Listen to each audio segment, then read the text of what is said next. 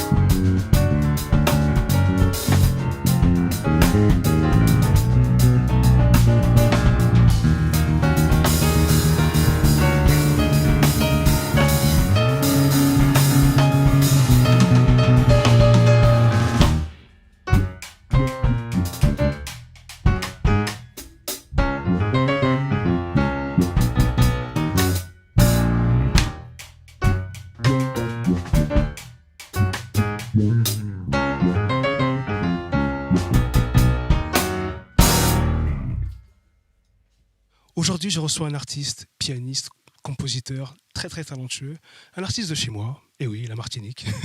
Monsieur Jimmy Felvia, ça va? Salut Cédric, ça va? Merci de m'inviter. Merci d'être là. Pour moi, c'est un plaisir. Avec plaisir, c'est pour nous. Est-ce que tu peux te présenter en quelques mots? Jimmy Felvia, musicien, comme tu as dit, pianiste, compositeur aussi de Martinique. Voilà. D'accord.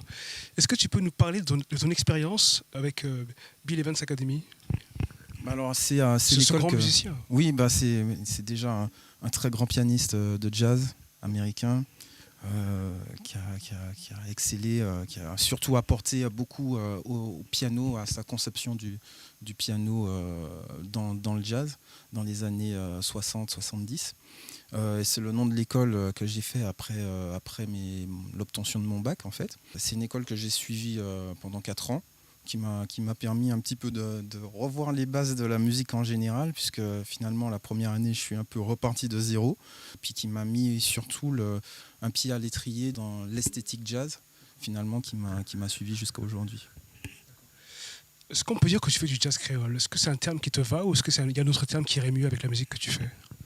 En fait, je dirais que ça me va parce qu'il faut l'appeler d'une façon. Après, c'est vrai que moi, je ne me réduis pas à l'appellation. C'est vrai que je sais qu'il y a beaucoup de réflexions sur la créolité. Voilà. Bon, moi, perso, ça me va. Mais j'aime bien surtout dire que c'est un jazz qui vient des Antilles, de la Martinique, Guadeloupe, plus particulièrement. Et voilà. D'accord. Pour toi, c'est un peu un acte de militantisme de valoriser la musique jazz caribéenne ou pas du tout? C'est juste un musicien qui fait de la musique sans spécialement porter de message particulier? Non, tout à fait. C'est vraiment un acte conscient et c'est un acte très important aussi parce que c'est une musique qui a été portée par nos aînés. Je pense tout de suite à Marius Cultier par exemple. Je pense à Mario Canonge par la suite et à Alain Jean-Marie.